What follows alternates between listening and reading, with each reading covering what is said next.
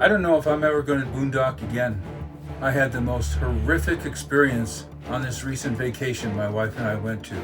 It was unbelievable. I've never, ever had a situation like this in my entire life. It was absolutely terrifying, and I think I'm lucky to be here. We were threatened. It was unreal. This one experience that my wife and I just had 5 weeks ago when we went out with our new trailer to do the shakedown cruise on a vacation may have ended my willingness to ever boondock again.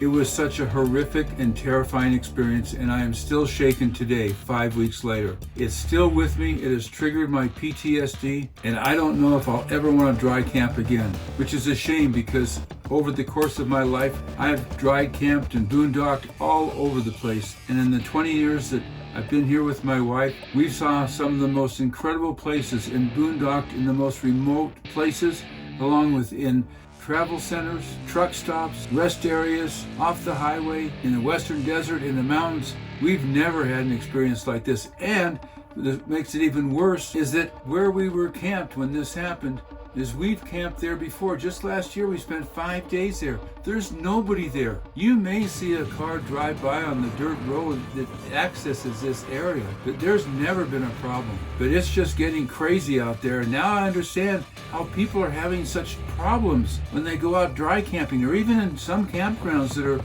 more dispersed. It's absolutely crazy. But let me start from the beginning. So we've been planning this vacation, which is one we do every year, sometime around this end of March, early April, beginning of May, somewhere in there where my wife can get off for 10 days. And we typically go out in our truck camper. And we recently, just last November, bought this used travel trailer. We've been working to get it stocked up and wanted to go out and do a shakedown cruise and christen it. It's really different for us than a truck camper. So much more room, and we could leave it somewhere and then travel around with our truck and see different areas without having to pull the trailer or take the camper with us, which makes it more difficult. We left here on a Sunday morning. We're all stocked up. We had the dogs in. We're all set to go, and we're really excited because we spent a lot of time organizing this and buying all the things that we needed, including like a generator and things like that. And it's got a solar panel on it, so we're set to go boondocking. And we wanted to first go to this area that we'd been to before. So we headed down I-15 south from Salt Lake City. And when you get to I-70, you go east. I-70 ends at I-15 south of Salt Lake City, but you can go east and head over towards Denver. You go past Fremont Indian State Park, and just about 9 miles before you get to Green River, Utah, not Wyoming, but Green River, Utah, Highway 24 goes south from there.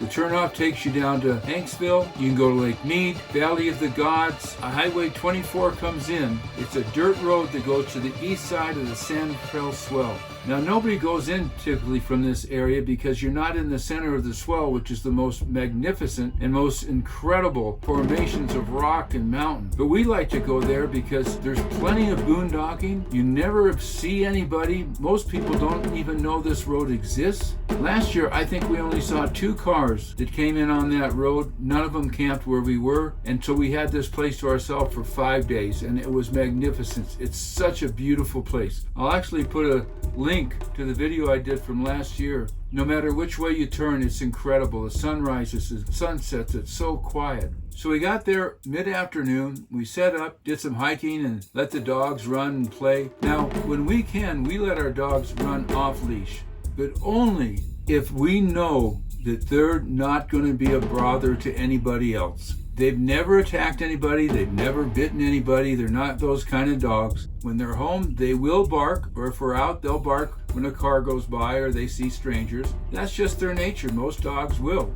or a lot of dogs will anyway. And our dogs bark, but they don't run up to anybody and threaten or anything like that. So the next morning we got up after a really good night's sleep and a beautiful sunset, and the dogs were out playing, and I was in the trailer doing some dishes, and I heard them barking, which was really unusual. And I looked out the window, and here was this truck camper about 100 yards away, and our dogs were down there barking. I called to my wife and I said, we've got to get our dogs. I went outside the trailer, we called to our dogs, they come running back, and this guy is yelling at us, I was going to kill your dogs. I was going to shoot your dogs. And I'm stunned. I'm going, what? He says, it took me a minute to get out of my cab. And I went, I've got to go talk to this guy and settle this down and apologize. I mean, this was horrific for us. If we had heard him come in, we would have had our dogs on a leash, on a tether, in the trailer, whatever. But we never, ever have our dogs loose when somebody's coming into like an area that we're at. But this guy's just screaming, and I'm walking down towards him, and I'm saying, I'm so sorry, I apologize. And as we're closing the distance, I'm making more headway than he is. And when I get close to him, he still has his gun out in his hand. He's got it, finger along the slide. He's set and prepped to shoot. And he's yelling. His eyes are bug-eyed. It was incredible. And he's saying, I was going to shoot your dogs. I was going to kill your dogs. I'm just astounded because I'm apologizing. I'm saying, so sorry. They don't bite. They were barking because kind of their territory, but they would never hurt you. I'm so sorry. I apologize. He didn't care. Absolutely did not care. And finally, I just went, I'm not getting anywhere with this guy. And I went, okay, screw it. And I turned around and I walked back. I didn't know how much I was triggered. My wife was pretty freaked out. 2 more vehicles with trailers and ATVs showed up at this guy's camp. And we went, that's it. We're done. We're out of here. Because if he's got a gun, more than likely his friends have a gun. And we didn't want to be anywhere near them in case, who knows, maybe they're out to party. I don't know. But we didn't want to put ourselves in jeopardy or at risk by being near them. Within 20 minutes, we were hooked up, ready to go, and we left. And we made sure that when we left that area, we didn't get anywhere near them. It was shocking, to say the least. I don't know if this guy had a bad experience with the dog, if he was on drugs. I mean, he looked pretty freaked out, much more so than I would ever imagine, because one is like Australian Shepherd, and she's really cute. Okay, and the other one's a black dog, and black dogs have the worst reputation, and I get it. I don't know what his background was, but the fact when I was yelling at him to apologize and everything, and here's what really freaks me out. The distance between us was about 100 yards. Well, I crossed about, 75 of those yards, and him 25. In Utah, we have a stand your ground law. So if you feel threatened, you can kill somebody. And more than likely, you will not be prosecuted. And I'm thinking, this is later on, I'm thinking, I crossed all this distance. My hands are out, I'm gesturing. You can obviously see that they're empty. He could have taken that as a threat. It was cold out, so we all had coats on and stuff like that. He didn't know if I was armed or not. That's why I think he kept his gun in his hand. He could have just come up, put his finger on the trigger, and it would have been all over for me. Just like that. The threat of violence in this country is so real. It is so intense, and there's so much of it. People are on edge. It's crazy. Anyway, we left there. We went back down to I-70. Green River, Utah was just about 10 miles further east. It's a nice little town. It's a tourist town. There's a nice state park there. There's a few businesses. It's a waypoint for most travelers. Stop. There is a great state park there, Green River State Park. It's a beautiful campground, lots of deciduous trees. It's very clean, very quiet. I camped there a couple of years ago and I just loved it. Lots of kids, lots of dogs. People are really friendly. It's right on a golf course. So we went to Green River. We went to Maverick. We used their dump facilities, which are free at Maverick, by the way. If you're ever traveling and see a Maverick, they most likely have a dump station and you can just pull and use dump station. They don't have water, that's okay. And we were just freaked out. Now, we've boondocked in that area, so we know some other spots, but we were not in a position to make a decision to go boondock somewhere else. So we thought, well, we'll go down to the state park, see if we can get a spot for the night and just chill and try and figure out what we're gonna do. So luckily they had a spot for us. It was great. We had a fire, we roasted some hot dogs, we relaxed as much as we could. We didn't talk a lot about it, but sometimes it would come up, and I was pretty freaked because I do suffer from PTSD. Even today, in working on this video to talk about this experience, I have really freaked out. There is not much of a day that goes by that I don't feel that stress and anxiety triggered the PTSD in me. I used to carry, and I've taken lots of gunfighting courses and stuff like that, and I always felt like it's a good thing to know. I don't carry anymore because of the PTSD. I never thought that it was a good idea, considering that when the PTSD comes up, it's either fight or flight. And for the most part, I'm not a flight person, I'm a fight person. And I don't carry anymore because I don't want to be in that position. I never want to hurt somebody. So anyway, we spent the night there, and then we decided we would go down towards Little Egypt, which is down south of Goblin Valley State Park, south of Hanksville, about 20 miles. There's a place called Little Egypt. And it has some of the most incredible, beautiful formations of red rock and stone and everything else. And it's incredible. We've camped there a few times in different areas, and there's so much to do there. And it's so quiet, and the sunrises, the sunsets, the color in the rock and the vegetation is amazing. And it's an entrance into Boulder Mountain. We just really wanted to hang out on this vacation. We went to one of those spots we know, and we hung out. And I'll cut another video all about the rest of our vacation, but I wanted to address this. I've been thinking about it ever since we got home, writing a script, putting down my thoughts, and every time I do, I start to get triggered again. And it's been so hard to get to this point of actually recording something. I don't know if you've had experiences like this. I hope not.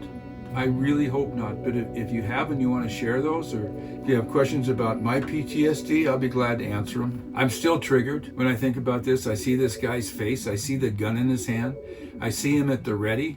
And my life could have been over just like that. Just like that. And it would have been all done. Our dogs could have been killed just like that. This guy was, I don't know. I think something must have happened, some experience when he was younger that set him off to be so intense, so irate, so I could not reach him at all. And I see this with more and more YouTubers who are out camping and boondocking and stuff, and people are having those experiences. I remember saying that if you think you're going to buy a black pickup truck, as soon as you make that decision, all of a sudden you see them everywhere, because now you're aware of that black truck, that black pickup. Now I really get it, how many people I see out there that are having problems. And I don't want anybody to be scared from this video or think they shouldn't go out boondocking. I don't know if I'll ever go. That feeling of PTSD is still rides in me. But I think the biggest thing is we really have to be aware these days. It only takes one bad apple to have a bad experience. So we've got another vacation coming up here in June. I think we'll be in a campground the whole time. You know, the whole point of going out is having fun, enjoying meeting other people, having a relaxing time, getting refreshed, seeing life differently than when you're at home. In order to do that, I think having people around, being in an organized campground, a government campground, or a private campground, it's a good way to just really relax and re-energize ourselves. We had a great time after we camped at Green River. We were just a fantastic time, what we wanted. The trailer worked out really well. I'll do that video next and put that up. Well, anyway, I feel better. I hope you haven't been upset by this video. I really do. I think we just have to be really conscious about what we're doing and be aware of our surroundings and listen to our intuition that says, is this a good place to camp tonight or isn't it? Or do I feel safe here or don't I? And then listen to what the answer is and make accommodations for that so that we don't ever put ourselves in a position where we go, oh, you know what? I heard that voice and I didn't follow it, and now I'm in some kind of a situation. I had no idea about this one. Had no idea. I'm pretty shocked. I've lived and traveled around the world, lived in other countries, worked in other countries, and I've never ever felt threatened. This time I did. And I'm glad nothing happened. I'm glad that he didn't escalate that situation. I hope that he heard that I was apologetic, that I was really, really sorry about what happened. And I am. Like I said, we've never had any issue with our dogs and all the dogs we've had. But it was a wake-up call to be more aware of our surroundings. And even when we're out boondocking, to be aware that there's more people out there boondocking and dry camping, and they may show up where we are. We need to be aware, and we need to make sure we know where our dogs are at all times. They've never traveled that far from camp. Anyway, I feel like I'm kind of rambling, but listen, thanks for listening. I really appreciate it. I hope you never experienced this, and I'm looking forward to putting up the video of the rest of our trip because it was really fantastic. We camped near a place called Little Egypt for a while. Then we went up to Torrey, and we got a campground there. We explored Capitol Reef. We got some of the pies and cinnamon rolls from that little shop in Capitol Reef, and oh my God, they were so good. Oh, they were incredible. Had some great meals out. We really enjoyed it. We had a great camp spot, nice people. We just had a ball. So I'll put that together and get that up, and thanks for listening. I'll see you on the next video. Take care.